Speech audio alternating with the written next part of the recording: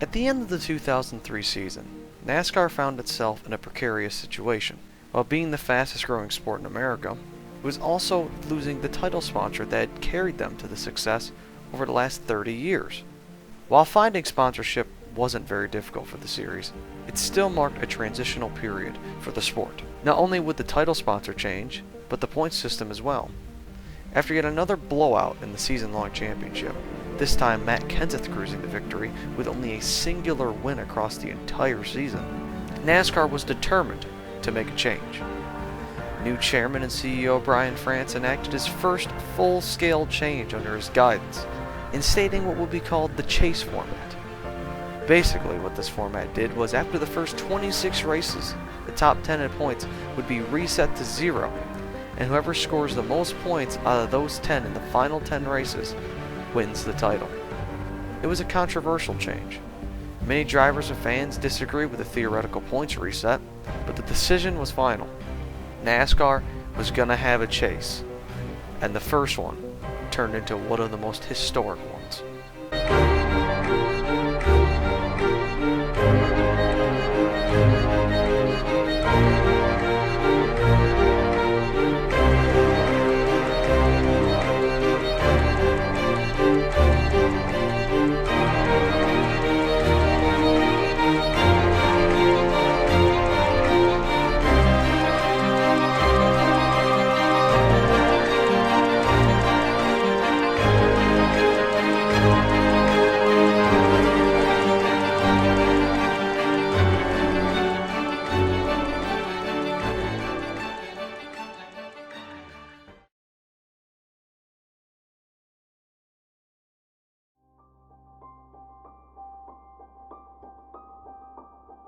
On a sunny September day in Loudon, New Hampshire, history was going to be made.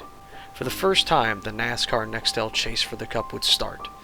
Jeff Gordon comes in as the number 1 seed, with a 50-point bonus for coming in as the points leader. Gordon looks to continue to have consistent success as he starts his drive for 5. The number 2 seed is the second Hendrick car in points, Jimmy Johnson. Johnson comes in off of his birthday earlier this week, and has recently gotten engaged to his fiancée earlier in the season, intending to get married in December after the season finishes. Johnson is looking to make the offseason even sweeter by winning his first NASCAR NEXTEL title. Third in points is fan favorite Dale Earnhardt Jr. Coming off a storybook regular season, Jr. is looking to do what a few have done before him, by winning the Daytona 500 and the championship in the same year. Fourth in standings is Tony Stewart. Stewart recently won the title in 2002 in a late season charge for the championship, and is excited now to be in a system that rewards the same way he won that championship. Behind him is reigning champion Matt Kenseth. Already with double the wins he had last year in his championship season, Kenseth has lacked the consistency he rode to a title last year with. Hopefully him and Robbie Reiser can right the ship here in the final 10 race chase. Sixth place is Elliott Sadler. Winning 2 races against rookie Casey Kane in 2 different scenarios this season, Sadler is seated as high as he is mainly because of his ability to finish, not DNFing once so far in 2004. He may not be a formidable threat in most people's eyes, but with the many unknowns looming in front of all the drivers, survival very well may win the title at the end of the day. In 7th place is Kurt Busch. Coming into Loudon as the earlier season's race winner, Busch has been just looming. Not really competitive, but looming, as he looks to sweep Loudon and start off his chase the right way. Behind him is teammate Mark Martin. The sentimental favorite, retirement is looming for Martin. Being considered one of the greatest drivers to never win a title, Mark Martin is looking at this new format as a new opportunity to finally get that elusive title. 9th place is last week's winner, Jeremy Mayfield. Mayfield came into the chase as an upset, moving from 14th to 9th in the standings, booting his teammate Casey Kane from the chase. Now with basically nothing to lose, Jeremy Mayfield is going all for nothing in this run for the championship. And finally, in the last chase spot is Ryan Newman. One of the hottest drivers last year, Newman hasn't really found that momentum, with only 1 win so far. He made it into the chase barely, and in a format designed to help people who were in the position he was in last season. Maybe Newman could find that success he had last year late to win his first title. With the chase field set, Opening ceremony's over. It's time for the drivers to hit the track. The starting lineup was set by points due to all practice and qualifying being rained out, and that means all 10 chase drivers will start at the front. As the pace car pulls off the racetrack and heads to the pit lane, the field comes to the green. 17.4 miles, and the chase for the NEXTEL Cup is underway. And the next couple of miles are going to be awfully slippery. Cold racetrack, cold tires. Already on the opening lap, the front drivers start getting racy. Stewart makes a power move on the top to get to the second place position, but Gordon holds on to lead lap number 1. Already with that lap led, an extra 5 bonus points headed Gordon's way, something every driver will be hunting for. As the early run sets in, Johnson starts to fade along with Dale Earnhardt Jr. and Elliott Sadler. Kurt Busch weaves through them from 7th and starts working his way to the front with the car he won with here in July. Gordon leads until lap 12 when Stewart takes the lead and also collects another 5 bonus points for himself. With an early caution on lap 35, the racing is intense, and early on, some pay for it.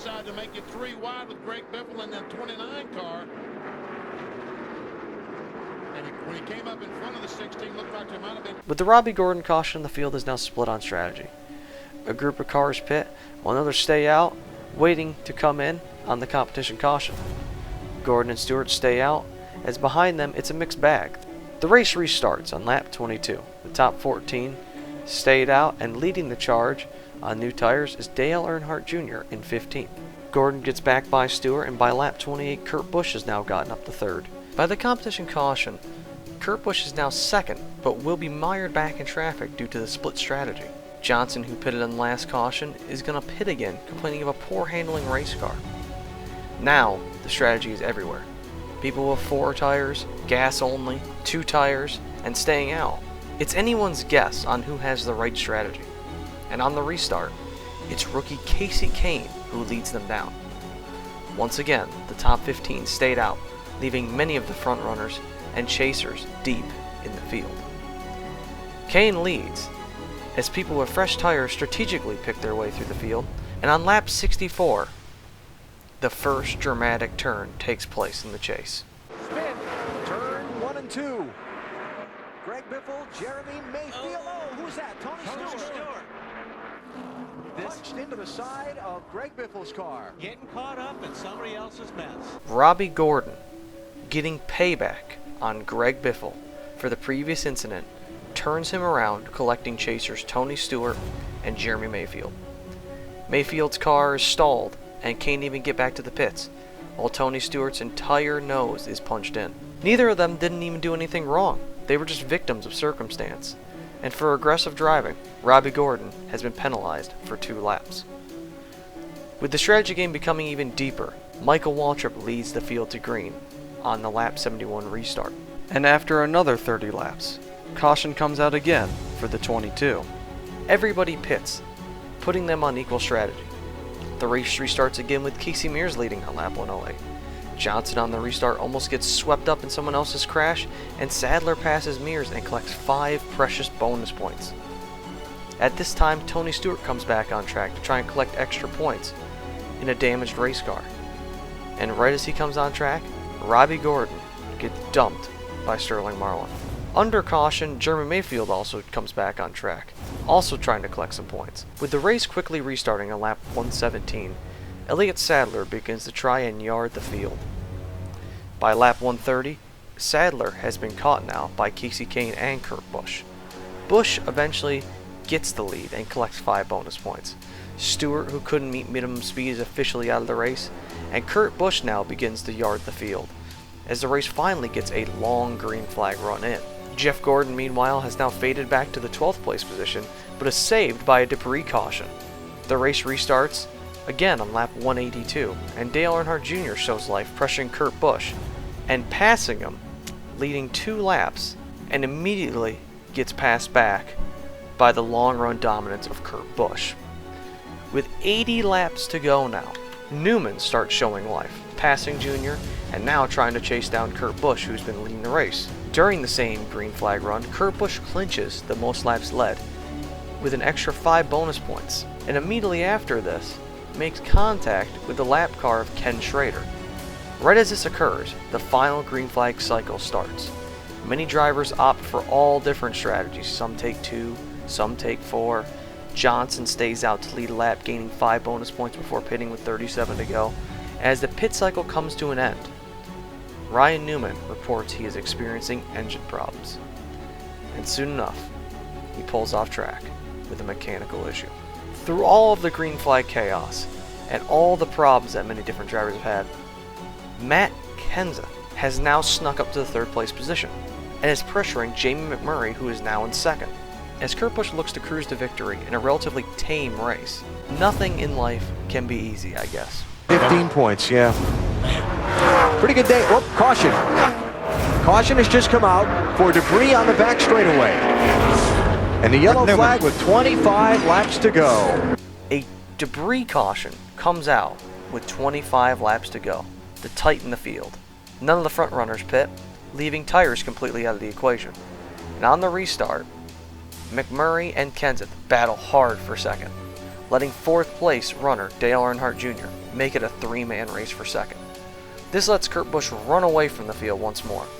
Meanwhile, Johnson and Gordon are fighting hard through the field along with Sadler, trying to make up as many spots as possible. With less than 15 to go, Dale Earnhardt Jr. passes Jamie McMurray for 3rd, giving him 5 extra points in the closing stages of the race. The race runs green to the end, and Kurt Busch wins the first ever chase race. His teammate Kenseth gets 2nd, Junior 3rd, and Jeff Gordon finishes 7th. Sadler 8th, Jimmy Johnson 11th, Mark Martin 13th, and Newman, Stewart, and Mayfield all finished outside the top 30. With 1 race down, 3 drivers have already used a mulligan and now must dig themselves out of a very deep hole with still 9 races left. The teams pack up and head south, because for next week, they take on a monster.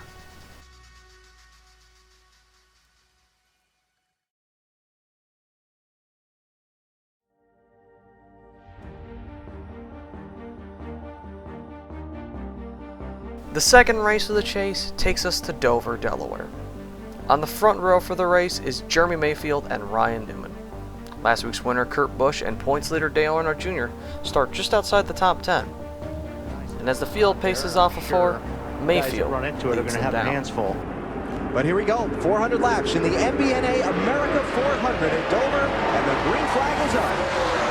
That was an interesting start. Newman and Mayfield duel for lap 1, with Newman eventually taking it along with 5 bonus points. Kenseth has a blistering start, carving his way up to 3rd, and just as he's about to pounce, Casey Kane's engine lets go. After cleanup and pit stops, the top 14 stay on track, with Mark Martin leading the charge on the fresh tires. Tony Stewart and Robbie Gordon start getting into it, with Tony paying Robbie back for the crash in New Hampshire. With some more contact on the restart, Stewart early in the run fades to 22nd, suffering with issues stemming from the contact with Robbie Gordon. Kenseth eventually catches and passes Newman for the lead, gaining 5 bonus points. And on lap 48, Brian Vickers destroys his car off of 2. Everybody pits and holds position in the front, letting Matt Kenseth lead the field on the restart. During the restart, Mark Martin attains heavy rear end damage from contact with Joe Nemechek. Jeff Gordon and Dale Earnhardt Jr. get in a spirited battle for 9th, and by lap 80, Newman catches Kenseth and takes the lead back. Mayfield is holding steady in 4th, and Dale Jr. is reporting a soft brake pedal. As the run charges on, Gordon, Sadler, and Kenseth all start to fade. Kenseth, who thinks he has the car to win the race, and just needs to be freed up a little bit on the long run to be able to hang with Newman, makes his move for the pit lane on lap Trying to make number up the ground 118. lost with that late engine failure at New Hampshire 1 week ago. His teammate Rusty Wallace has fallen 2 seconds behind him in 2nd place. And Matt Kenseth, look out! Oh, man. No! In one of the weirdest crashes ever, Matt Kenseth slams into the tire barrier put in place to protect the first pit stall and ruins his chances at a good run at Dover. The sting gets even worse as he crashed while leading the points and now has plummeted deep down in the standing. Water from the tire barrier has now soaked Jimmy Johnson's stall, and work must be done to dry it now. This puts the race under a red flag to reset the tire wall. Everyone pits, and Newman still leads on the restart. Johnson is 3rd, and Kurt Busch is 4th. Matt Kenseth's team starts making repairs as Johnson starts pressuring for second. Soon though, Johnson fades and falls into the clutches of Kurt Busch, who starts pressuring him for the third place position. Meanwhile, Johnson's teammate, Jeff Gordon, has a quote, pathetic race car. A crash on lap 170 involving Jeff Burton brings everybody down pit lane again. Kenseth comes out of the garage and Johnson gets caught speeding. On the restart, Kurt Busch passes Rusty Wallace for second and is now eyeing back-to-back wins. Kurt powers past Ryan Newman and gathers 5 bonus points. Kurt's lead is short-lived, however, as Newman swiftly passes him back. Meanwhile, Johnson is now worked back inside the top 15, and Dale Jr. now holds the points lead, just past halfway. As the green flag run progresses, Johnson stalls out in traffic and is now at risk of being lapped. Bad luck strikes Mayfield again as he receives a black flag for radio issues, telling him to pit to fix the issue. He comes in under the green flag cycle. Mark Martin stays out an extra lap or so to gain 5 bonus points, and the next lap, Dale Jr. follows suit and also gains 5 bonus points. After pit stops, Newman locks up the most laps led and continues to dominate. The points lead continues to flop back and forth throughout the run, whilst Newman laps up to the top 12. Finally, a caution for debris comes out, and Mayfield becomes a lucky dog. Pit stops under caution keep Newman in the lead, Martin second, and Jeff Gordon third. And with 65 to go, the race resumes under green flag, and Newman immediately takes off. The race runs uneventful until 26 to go. Elliott Sadler has an issue and has to pit. On top of pitting under green flag, he also gets a speeding penalty and must do a pass-through. The race runs clean and green to the finish, with Newman easily claiming victory. In what seemed like a normal afternoon, many teams come out of Dover relatively unscathed. The first 2 weeks of the chase seemed to be relatively calm. Not a lot of drama. A couple mishaps for some of the top running teams, but everything seems good. However, almost nobody can prepare for the ultimate wild card.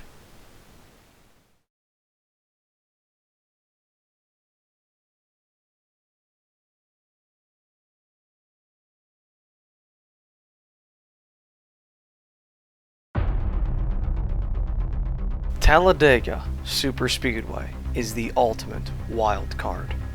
At any moment, the dreams of your title success can be swept away in a cruel fashion. For the first time, 10 chasers come into this 2.66 mile speed haven to test their fate in the chase for the NEXTEL Cup. On the front row sits 2 non-chasers. Front row Joe Nemechek will start alongside Ricky Rudd for the 2004 EA Sports 500.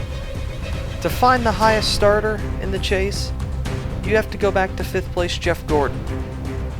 Behind him is the favorite Dale Earnhardt Jr. as he pursues his 5th Talladega win. Last week's winner, Ryan Newman, starts 19th, with the rest of the chase drivers sprinkled throughout the field. On a crisp fall day in Alabama, the field rolls to the start. They're going to be 3 and 4 wide here real quick. And the green flag is out at Talladega. Joe Nemechek leads the field across the line.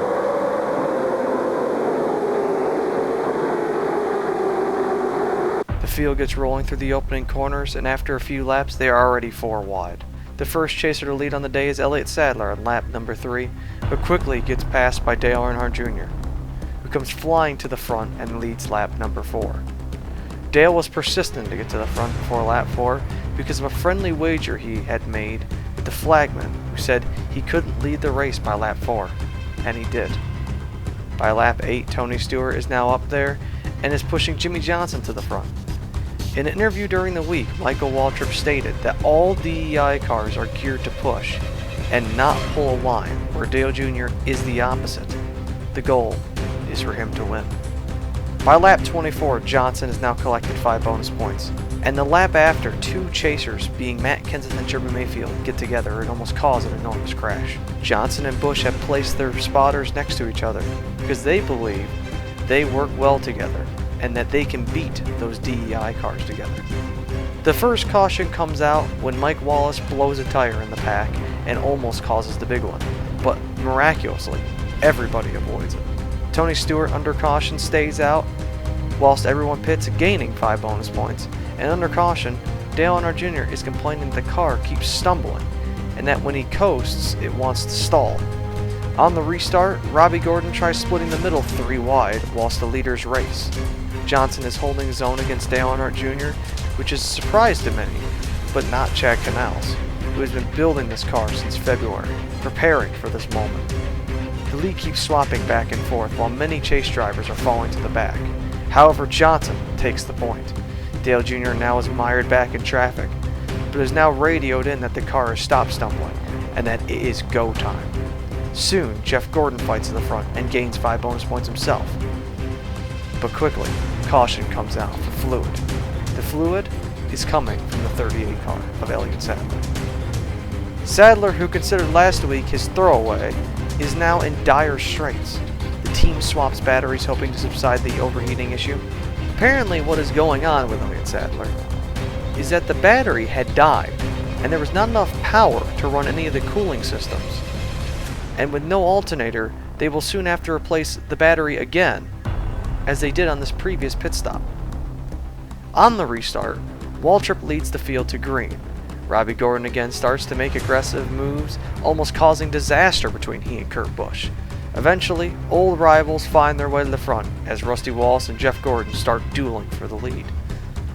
Meanwhile, Sadler's batteries are already drained after only about 5 to 10 laps, and Johnson has worked his way to the front, helping Gordon pass Rusty. More jockeying for the lead almost causes another disaster as Kurt Busch and Kenny Wallace have a big moment. Kurt's spotter, Jeremy Brickhouse, is the nephew of inaugural Talladega race winner Richard Brickhouse, and he's been putting his knowledge to good use, navigating Kurt Busch through the pack. As the green flag run wears on, the drivers are reminded of a new rule restricting pit lane entrance to single file only. Entering double file will result in a penalty. And for a green flag pit stop, that is extremely difficult to do for everyone to single file out. But it is the rule, and everyone must try to do it. At around halfway, the cycle begins. Hendrick cars pit together, and on the next lap, DEI's cars pit together, along with Casey Mears. The next lap, a lot of the drivers in the back pit, with Stewart coming in and sliding through his stall. After the cycle, Junior still leads over Kurt Busch. The top have separated, and the back pack is racing 3 and 4 wide. Kenseth during the cycle lost the draft and continues to fade as the pack recondenses into one large pack. Through all of this, Mark Martin is now 4th and is just silently lurking and surviving through the race. When the second pack finally catches the front pack, Kurt Busch makes a run for the lead. And soon after the riding in line stuff is over, Gordon is up there racing again and makes contact with Busch through the tri-oval. Although both cars appear alright, it was another close moment for the points contenders. Finally, Gordon with 70 laps to go clears Dale Jr. for the lead. Right when things are about to get racy again, caution comes out for Carl Edwards, who blows a motor. Under caution, pit stops occur again, and Dale Jr. has a fantastic stop, making the Talladega grandstands erupt. Air pressure adjustment, but he didn't want to over-adjust. Just a slight change for Junior. Good stop. I'll say. Behind him, though, Johnson makes contact with Casey Kane, giving him minor damage, and Casey Kane a tire rub. The team brings the car in to repair the fender, and Sadler's crew once again swaps batteries and are now on battery number 3. On the restart, Mike Wallace leads the field to the green by staying out, and immediately the cars from behind pounce on him. Junior works past him, and the field is now 4 wide with Jeff Gordon leading the top. It doesn't matter though. The 8 and 15 are now leading the field, and that's bad news for everybody else. Everybody now is driving like maniacs, taking everyone they have. With 50 laps to go, Gordon makes a move, and nobody goes with him. The next lap, Jeff Burton makes a move, and everybody goes with him. Then out of nowhere comes Kurt Busch. The pressure is rising. The race is getting tighter. Kenseth pushes Junior straight into Burton, and then it finally happens. License ready. We are under caution. Only one chaser was involved. Jeremy Mayfield. The first 3 races have been catastrophic for the man who was racing with nothing to lose. And now, as his destroyed car rolls to a stop, everything that this team has been chasing has come to an early end. We have had our first elimination.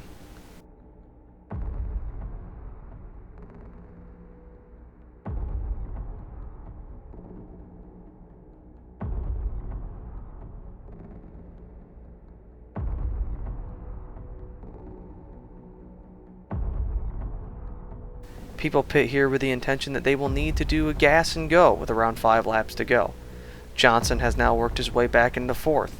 And with 40 laps to go, Dale Jr. and Michael Waltrip are flying.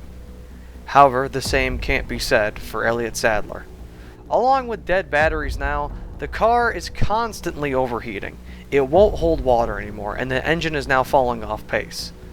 As the run goes on, the field single files out around the top, following the DEI cars. The only cars that want to go is Jeff Gordon, but nobody will work with him. Only Rusty Wallace and Tony Stewart will work with Jeff Gordon on the bottom groove. As Gordon keeps trying to make passes, Johnson comes down the pit lane out of nowhere. The car is overheating. As Ron Malik dumps water into the car, the engine dies, and they push it to the garage. This moment has now knocked Jimmy to 7th in points, and in critical need of a good run. So far through the first 3 races, Johnson's best finish is at Dover, where he finished a lap down. The man with 4 wins earlier in the season now can't even get a top 5, let alone a win, with 7 races left in the chase. Going back to the race, there's 25 to go, and deals are being made with all the crew chiefs. Who's pitting with who, and when are they pitting? The pressure is mounting for everyone in the pit. Everybody is going to try and come down with around 10 laps to go, but they won't tell anyone but the people they want to know when exactly they will pit.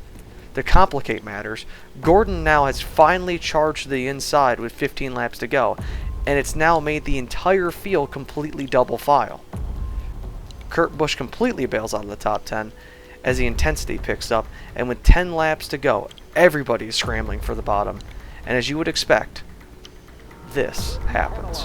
Don't lock up your tires, because if you're only getting fuel, ooh, Martin's not going to make it with trouble. Caution on the track. Sterling Marlin and Bobby Labonte crash in the tri-oval.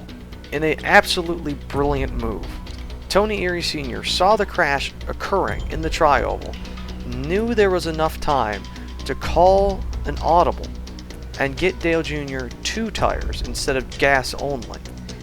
A decision that could help Dale Jr.'s car handle better through traffic late in the race. Mark Martin and Jeff Gordon stayed out, and Tony Stewart now is leading the race. Michael Waltrip has to pit again for a tire going down, leaving Dale Earnhardt Jr. alone to get back through the field.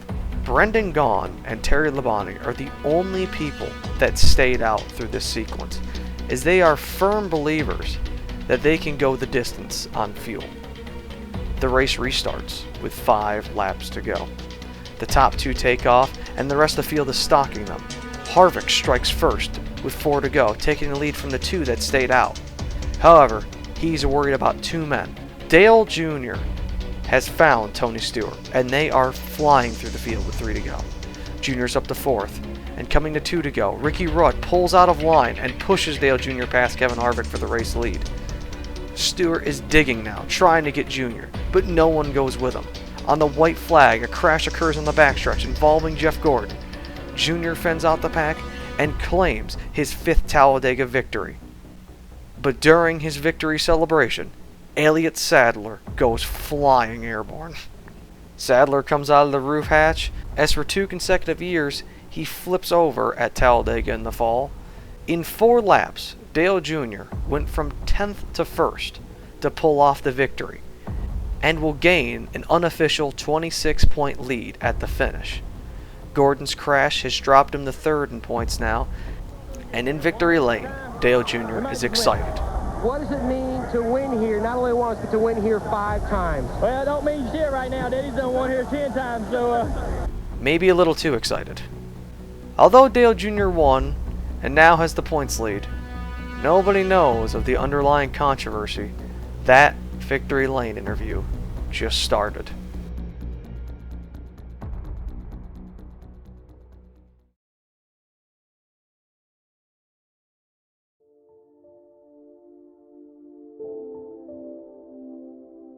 On a dreary, overcast day in Kansas, the news of the week is surrounding birthday boy Dale Earnhardt Jr.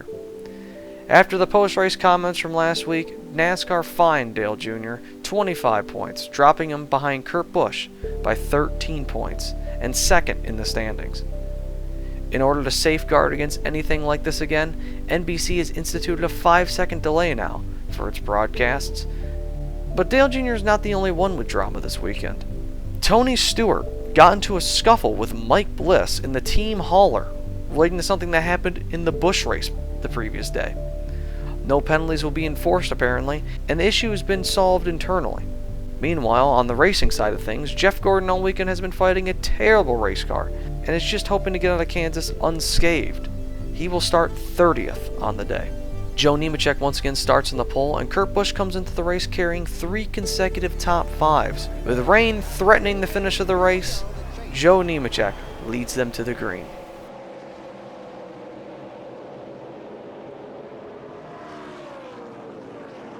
And instantly, a caution comes out as Sterling Marlin blows his transmission on the start of the race. The debris is cleaned up and the race restarts again on lap 5, and Mayfield immediately takes the lead from Joe Nemechek. Soon after, his teammate Casey Keem comes to second place.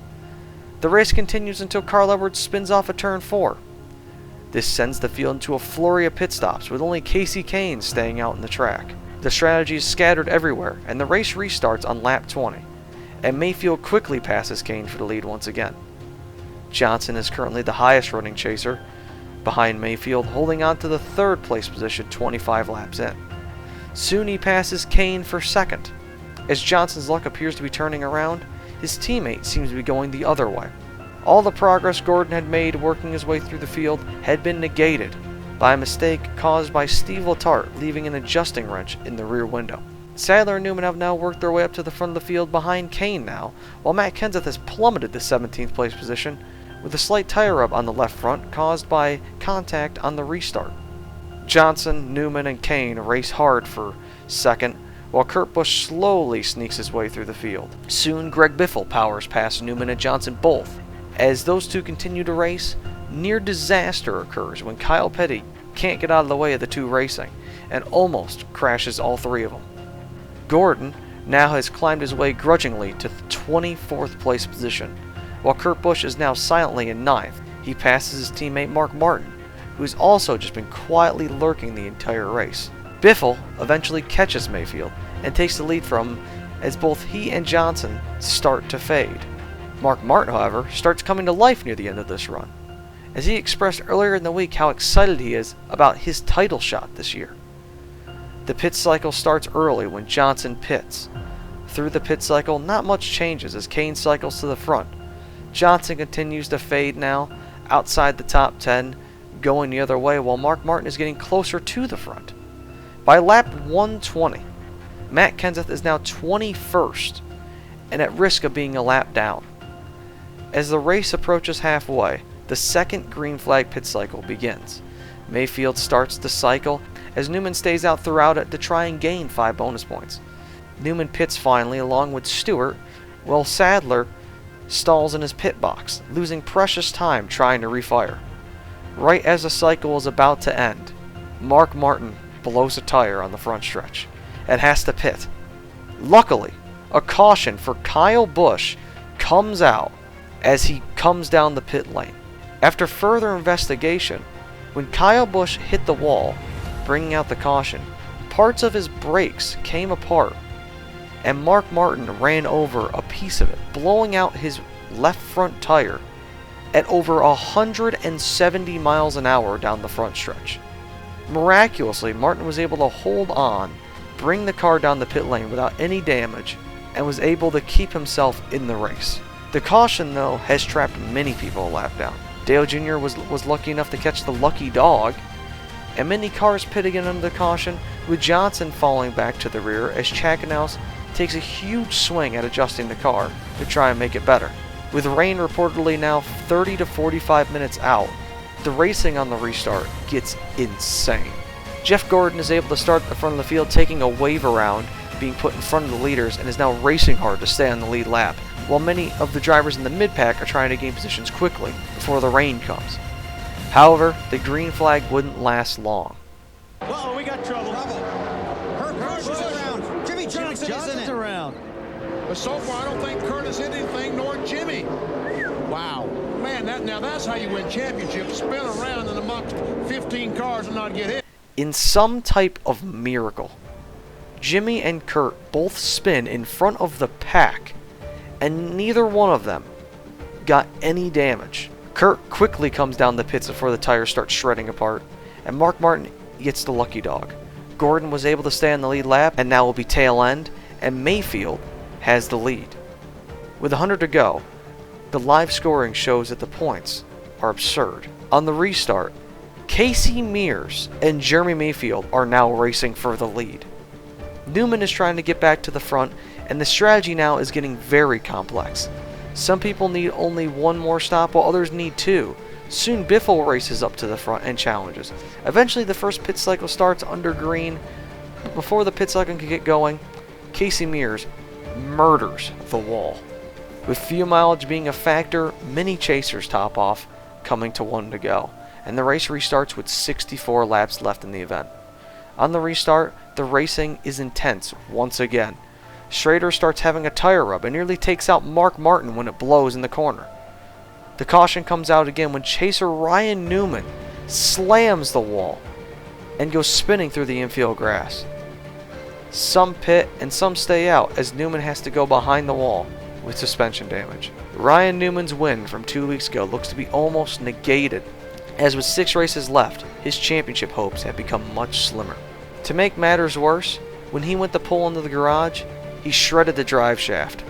And for the second time in the first chase, we have our second elimination.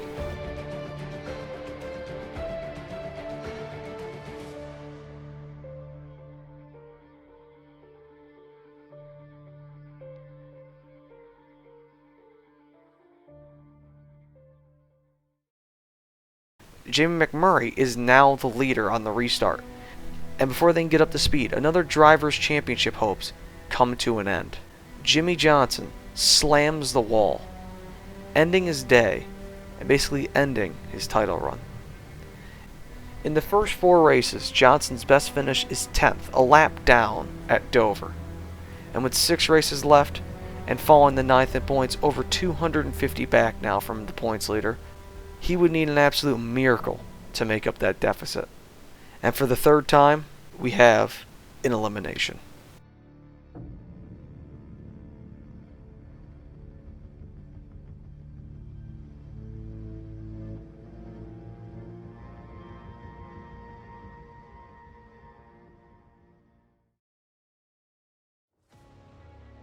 With 50 laps to go, Sadler is now the highest chaser in 3rd. Ricky Rudd has made his way up to 2nd and is now challenging McMurray. Busch has just survived the day by running 6th, trying to put more points on his competitors, who are continuing to have issues. Jeff Gordon, meanwhile, is somehow in 8th place through all the hardship he has faced today. Rudd pounces for the lead with 42 to go, and Biffle catches them both. Nemechek stalks them all in 4th, and the 4-car battle rages on, with Sadler trying to attain 5 bonus points. Sadler dive bombs from the top, getting McMurray loose, and last week's front row at Talladega takes advantage and passes by as well. Out of absolutely nowhere, Joe Nemechek blows by Elliott Sadler and grabs the lead. Now Rudd passes Sadler finally, and quickly a caution comes out for Casey Kane spinning off of 2. With 22 to go on the restart, Ricky Rudd has a Hall of Fame save. Green flag. Green flag. And he won't be conserving fuel. No. Ricky Rudd. Oh, Rudd. He cut it awfully On the close. apron. Can he save it? Man, oh man. Rudd loses 2 spots in the save, but quickly tries to get him back. Busch gets 4th, and as Rudd sets his sights on the cars in front of him, rain gets reported around the track, and Nemechek picks up debris on the grill. But before he can try and get it off, Robbie Gordon crashes.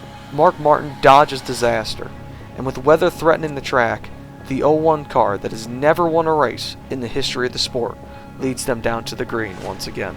Nemechek guns it on this restart, and Biffle is flying on fresh tires, but reports the engine is now starting to lie down on him. Rudd sails past Sadler with 7 to go, and now the Rooster is looking at the leader.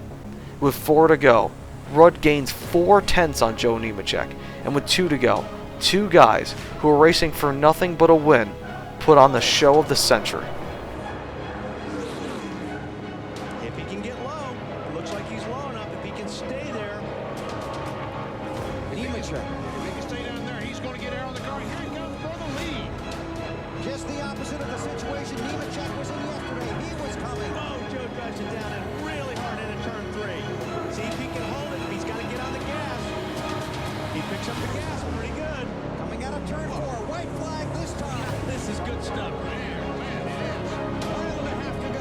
Now watch Joe. Joe should be able to drive it way in deep here. If the car doesn't slide up the racetrack too much, he'll be able to hold it. And they'll run side by side down the backstretch.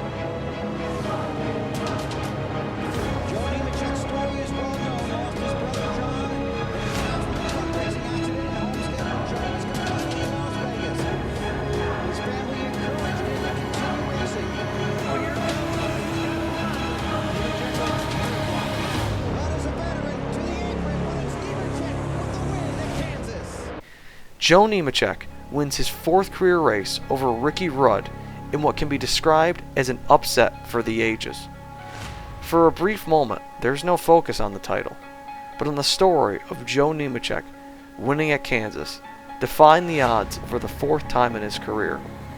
And the points with 6 races left are still tight, but the top 3 are beginning to separate from the rest. And now, it's time to go home.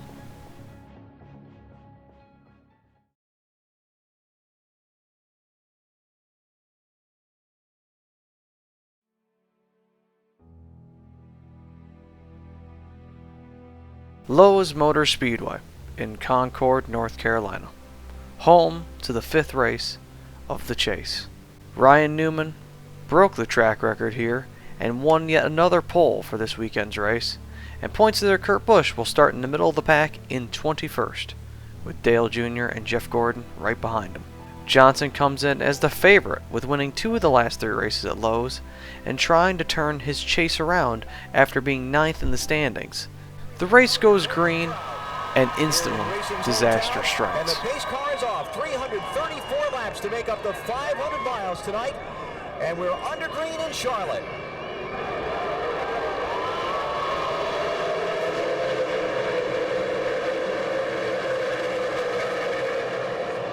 Already, the 10 car, Scott Riggs. So, we got another car set up. They're wrecking. Greg Biffle's in the wall. That's Kurt Busch, the championship leader. Scott Riggs' car locked in first gear and jammed the entire pack up. One of the cars that goes spinning is Kurt Busch. Jeff Gordon gets nose damage as many more get much more heavy damage. Everyone starts repairs, and Busch and Gordon dodge some huge bullets early on already. On the restart, Newman still leads, and instantly another caution comes out for the 50 car in the wall. The race restarts again on lap 13 as Sadler passes Mears for second. Johnson works his way into the top 5 as Casey Kane flies up to Newman. On lap 23, Brian Vickers demolishes his car. The crash broke part of the wall, causing a red flag. NASCAR stops the cars in the backstretch, and after a short while, the race resumes, back under a yellow flag condition. The field pits and Sadler comes off first. Mayfield took fuel only to gain track position, and now he's up to second. The race restarts again on lap 31, and Kane quickly, in 10 laps, flies to the lead. Busch has worked his way back up to 17th, and Dale Jr. is now 4th. Jeff Gordon, meanwhile, is struggling bad, and is borderline getting lapped already. He falls to 30th, and suddenly, he goes around.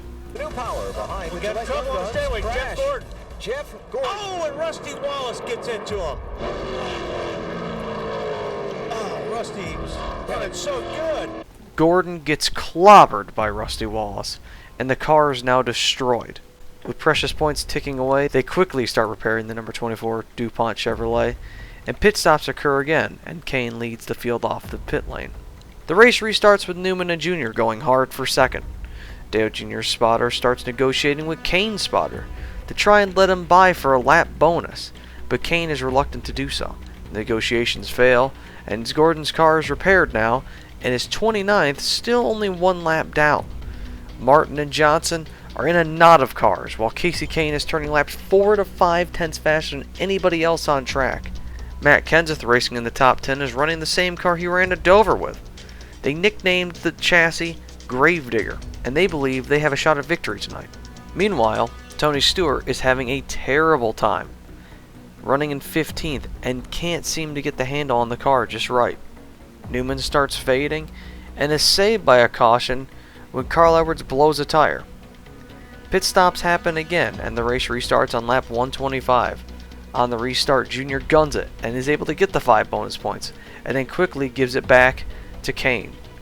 With 150 laps completed, it appears now that Dale Jr. and Kurt Busch are starting to separate themselves in points. Newman continues to fade as Kurt Busch has now worked his way up to 11th. Jeff Gordon, meanwhile, still trapped a lap down and is now completely missing his back bumper. Johnson now works past 3rd place Jeremy Mayfield, and Mark Martin again is showing great long-run speed. Right as stops are about to begin, Matt Kenseth blows a tire and hits the wall. Jeremy Mayfield had pitted right before the crash, and with the caution coming out, he is now trapped a lap down. The race restarts with Kane and Mayfield on the front row. Kane once again takes off slow, and Junior pounces, along with Robbie Gordon. As a lap car takes them 3 wide, Kane falls to 3rd behind Johnson. Johnson soon catches Dale Jr. and takes the lead along with 5 extra bonus points. Through it all, Kane's car eventually comes up to speed, passes both Jr. and Johnson. With nearly 200 laps into the race, Kurt Busch has once again claimed the points lead, and Jeff Gordon has now put himself in the lucky dog position. Luckily, a caution comes out for debris, sending the field down pit lane once again, and Jeff Gordon is able to get the lucky dog, now running in 16th. During pit stops, Newman has a sensational stop, putting him in 2nd place on the restart. The race restarts again, and on lap 215, Mark Martin moves to 2nd place behind Kasey Kahne. Martin closes in and grabs the lead, also attaining another 5 bonus points for himself. However, this time Kane might not get him back. Kane's reporting that something's vibrating, and he believes that something in the front nose has broken. Visibly on the broadcast, you can see the front valence is now scrubbing against the racetrack hard. But that doesn't stop him. Kane takes the lead back from Mark Martin, and soon Dale Jr. gets him for 2nd. Soon another caution comes out for Kevin Harvick, having a motor let go down the backstretch, dumping oil all over the track. 2 Roush cars spin in the oil slick, with Kenseth being relatively alright, but Edwards not so much. Jeremy Mayfield also got a piece of something and now has a ton of damage on the right rear. Kurt Busch, meanwhile, was right behind Harvick when the engine let go, and got down in the bottom groove right before oil started pouring from the car. The field is split under this caution, with race leader Kasey Kahne staying out. As Kane's crew continues to try and diagnose the issue, Benny Parsons comes up with a great explanation. I think I know what's wrong with the 9 car. What's that? Some of the crew has been complaining to me that the flywheels, the cars are so soft, sprung so softly, the cars sink so much the flywheels are hitting the racetrack. And that's a flex plate that's about 15 inches across in circumference, and it goes down and hits the racetrack. It's knocked a tooth off of it. That's how you start the car, is with the flex plate. It's knocked a tooth off that flywheel when it hit the racetrack. With about 100 to go, the race restarts. The field has a big checkup through 2, and now Kurt Busch has gotten up to 2nd. Busch has led a lap in every chase race so far, and is looking once again to collect 5 bonus points. Junior has a close moment with the 38 of Elliott Sadler, and Jeff Gordon has now worked his way inside the top 10. Gordon soon finds Sadler for 9th, and Johnson now moves up to 6th. As the Hendrick boys keep working through the field, Kenseth is now positioned to be in the lucky dog. Busch now has a thin 34-point lead with 67 laps to go, but the race takes a dramatic turn. Looks like he's going to get it. Trouble, turn 2. Oh, my goodness. Kasey Kahne, the race leader, has hit the wall. My gosh. Another crash simultaneously occurred with Kyle Busch and Sterling Marlin in turn 4, but Kane is done. As Kane takes a walk to the ambulance, everyone floods the pit lane. Mark Martin wins the race off pit lane, and with less than 70 to go, it's going to be a blitz to the finish. The race restarts again, and Robbie Gordon once more is racing the front runners, this time with a tire up, trying to get back on the lead lap. Kurt Busch, who's still in second, is now tracking behind Martin, still pursuing the 5-point bonus. And with 56 to go, Martin gives Kurt those 5 points.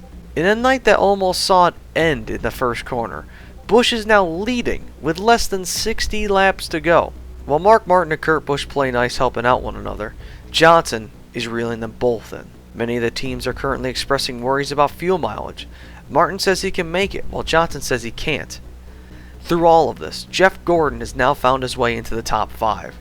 As Busch falls back, Johnson catches Martin for the race lead.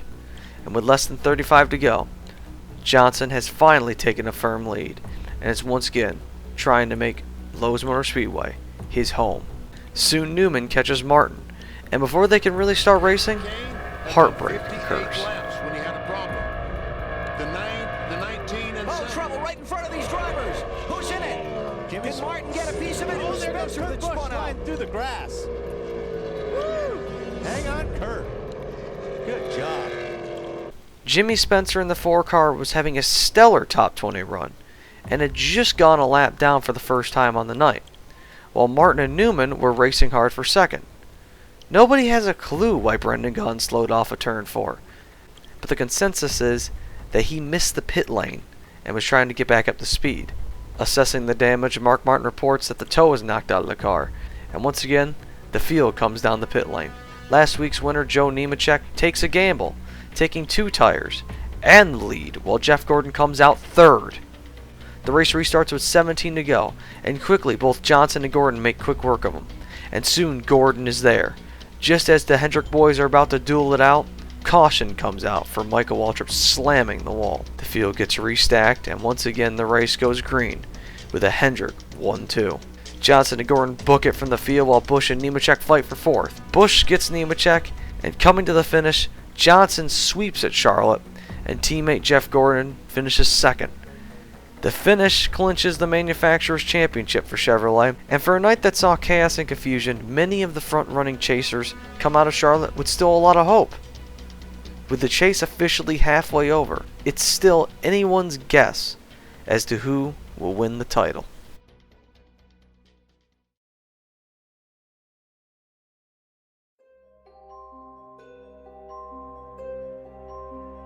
The Paperclip, Martinsville Speedway. Home to the 6th race of the chase for the NEXTEL Cup. Over the summer, the track has been resurfaced to hopefully fix an issue that occurred in the spring when a pothole developed on track, damaging race leader Jeff Gordon. Ryan Newman once again wins the pole, with Dale Jr. behind him in 3rd. Kurt Busch will start 7th, and last week's 1-2 will start 15th and 18th. The rest of the chasers are sprinkled throughout the back 20. And on an overcast day in Martinsville, the race goes green. Half-mile track. Trouble lurks around every corner, and the green flag is waving at the start-finish line. Immediately, the first caution comes out for Joe Nemechek on lap 2. But after a quick cleanup, the race resumes on lap 8. Rusty Wallace powers to the lead, also declaring that next year will also be his last year alongside Mark Martin. Ward Burton, who had a phenomenal qualifying run, takes 2nd from Newman, and the second caution comes out when Sterling Marlin and a few other cars go around off of turn 4. The race again quickly restarts, and Kurt Busch is now trying to work his way into the top 5. Newman continues to fade through the field as the top 2 in points work up to 2nd and 3rd. The third caution comes out on lap 40 as Rudd goes around from Jeff Green. Pit stops finally occur with everyone except 5 cars staying out, Terry Labonte becoming the new race leader. The race restarts again on lap 48 with Dale Jr. and Kurt Busch fighting between one another behind the old tires, trying to be the first one to carve through them. Soon Stewart and Busch start cutting through the old tires, but before they can get to the front, Rudd goes around again. But no caution. Then Robbie Gordon spins, and they eventually do call the caution. 2 of the 3 on old tires pit, but Labonte still keeps the lead. The race restarts, but doesn't stay green for long, as disaster almost strikes the field. Uh-oh. Come on around, come on, get it going. No caution Leaders yet? coming into 3. Oh, look out! Oh, there'll be one now.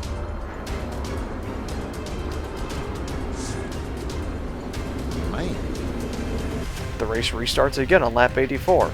This time Tony Stewart jumps to the bottom on Kurt, and now Busch is in desperation mode, trying to find a gap in line. Seeing a hole in front of Newman, Busch forces the issue and makes it work. Soon Stewart catches Labonte and finally takes the lead. Busch soon passes Terry as well, and soon Labonte on old tires is on a free fall through the field. Kenseth is all the way in 29th and struggling immensely, and Sadler is being shuffled around mid-pack as well. The 6th caution comes out when Kenseth gets pinched by Dale Jarrett and causes a 4-car incident. The field pits again and Kurt Busch wins the race off pit lane. The race restarts again on lap 114, this time with Marlin, McMurray, and Vickers staying out on old tires. As Busch tries to get to the front, Ganassi cars fight for the lead on old tires, and as the drama unfolds at the front of the pack, a man having a quietly awful day is Jeff Gordon. In the mid-pack, Gordon's car is awful and is getting bullied by many different drivers. But for the points leader, it's picture perfect at the front. Taking the lead on lap 131, Busch is trying to widen the points margin even more. The 7th caution comes out, and on the ensuing restart after the caution, during this run, Dale Jr. continues to fade, as Mark Martin enters the top 10 right before another caution comes out. Everybody pits again, and to add insult to injury, Jeff Gordon has an awful stop. The race restarts again, and as Kurt Busch clears the field, Robbie Gordon chop blocks Rusty Wallace to try and stay near the front. Soon, Kevin Harvick starts making some noise, turning laps faster than the leader. Harvick is closing in on Busch, and as they enter lap traffic, Busch eventually loses the lead to Harvick. As Kevin tries getting his first win in 2004, Junior and Newman have now dropped into the teens, with Junior complaining of a plowing tight issue. Jeff Gordon and Matt Kenseth are now facing big time issues, as the handling on their cars is so awful it has now led to them almost being a lap down. With all these issues, Kurt Busch, who still runs second, has a 100-point lead now, and is looking to stink up NASCAR's new format. Eventually, Jeff Gordon gets passed by race leader Kevin Harvick on lap 271, and looks to do the same now to Kenseth. During this run now, even chaser Kurt Busch begins to start to fade, and soon Johnson catches him for 3rd. Eventually a caution comes out for Carl Edwards getting dumped by Dale Jr., who has been struggling all run, and with just over 200 laps to go, Harvick leads them down to the green. As the chasers in the mid-pack continue to struggle, frontrunner Busch does as well. Although he is second, Kurt doesn't have that fast car he once did before, and can no longer hold it at the front. Another caution comes out for Scott Riggs, and Dale Jr. takes his time to try and do anything to fix the car. On the restart, Kurt Busch struggles, finally starting to show that poor handling race car, and although he holds second, he is just holding on to the track position. With just under 150 to go, Bobby Labonte sends Ken Schrader to bring out another caution. But the man with the worst damage is Dale Earnhardt Jr. The front end is punched in from the ensuing checkup from the spin, and as repairs begin, the field comes down pit lane, with Johnson winning the race off.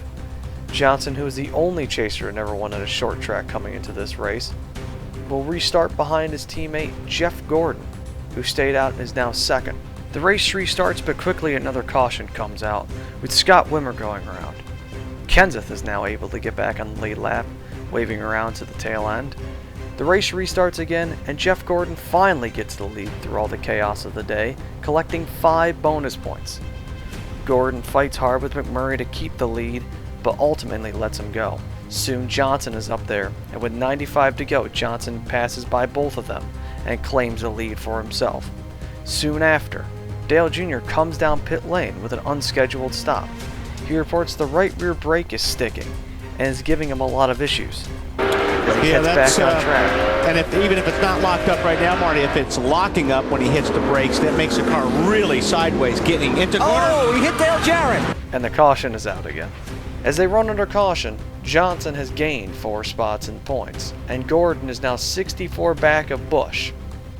Junior continues to pit, trying to fix his multitude of issues, and everybody except Sterling Marlin pits. And coming off the pit lane, Martin makes contact with McMurray. With 83 to go, the top 2 stay out and lead the field to the green. They run through a corner, and then...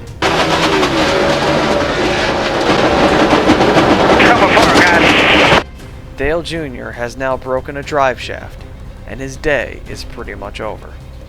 Dale Jr., who has now spent his mulligan, is 100 points back from Kurt Busch. The race restarts again with 72 to go. Johnson fights with lap traffic as Gordon holds on to 8th. Kurt Busch, meanwhile, has a near-disaster moment. Even though he saved it, he is in a new hell, the top groove, and must fight for a hole. Through divine intervention, he gets in, and now Gordon races hard with Harvick. Johnson once again is reeling the leaders in on old tires, and catches Marlin with 60 to go. Busch keeps trying to recover, and now Rusty has gotten the second, and is slowly catching Jimmy Johnson. With about 50 laps to go, Elliott Sadler goes around and gets stuck in the mud, losing a lap. The field stays out and the race resumes at 45 to go. Newman dives 3 wide and gets up to 3rd. Gordon, who did have a nice recovery going, is fading again and is back to 11th. Another crash occurs, again involving Dale Earnhardt Jr., who had just gotten back on track with a fixed drive shaft. With 30 to go, Jr. calls it quits. The race restarts with 28 laps to go, and Rusty is stalking Johnson. Both Penske cars are there, but neither one of them can get there to make the pass. Before the battle can get any closer, Elliott Sadler experiences issues. Sadler will not finish the race, and he will get his first DNF in over a year. The man that was going to have to rely on his survival instincts to get through the chase has now been failed by them. As the destroyed M&M's Ford gets towed into the garage, Elliott Sadler has been eliminated from the chase.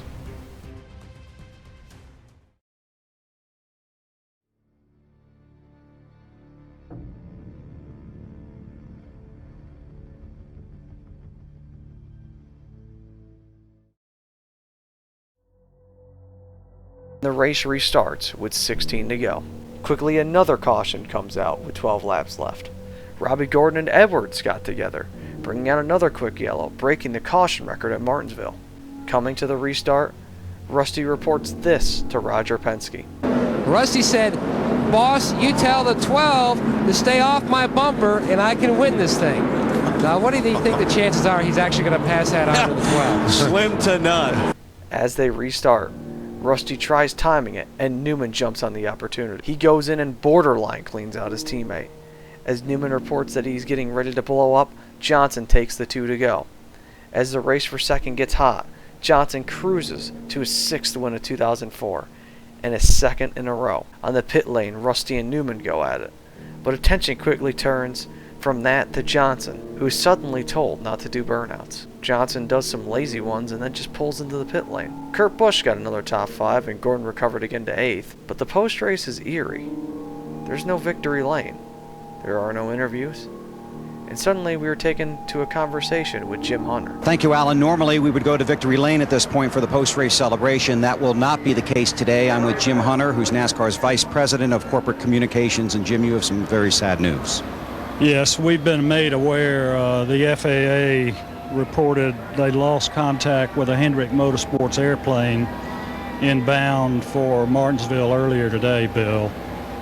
We don't have a lot of details or a lot of information, but I know the FAA and the NTSB are investigating, and we've been in contact with Rick Hendrick, and we're in contact with his entire organization. And we just don't have a lot of details at the moment. But we're going to say an extra prayer for everyone in the Hendrick organization at this time. And you have been waiting throughout the afternoon for information on what may have occurred. Yes, apparently a plane was en route to Martinsville, and they lost it on radar, and that's all the information we have at this time. Okay, Jim, thank you very much.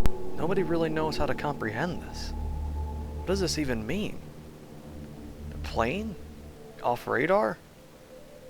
The broadcast just ends with no closure. And for now, people are left to speculate.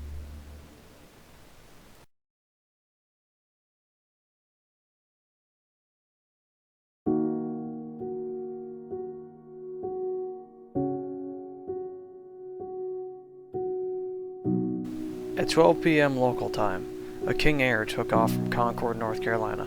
heading to Martinsville, Virginia.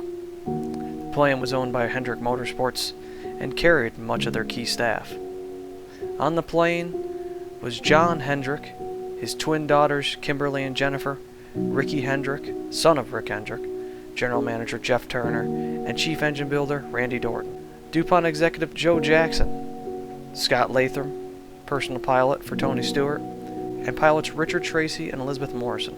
At around 3 p.m. that afternoon, the plane went off radar. Eventually, authorities were contacted, and police began investigating. At around 11:05 that night, the crash was found. All 10 members in the plane had died. Much of the NASCAR community was devastated by the news.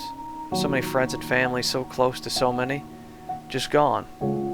Special events and other tributes were held all throughout the week, and by Friday, Hendrick Motorsports agreed to do a press conference with the clause that once they finish it, they would no longer be asked about the incident for the rest of the race weekend. The media agreed, and after a tough conference, it was race time.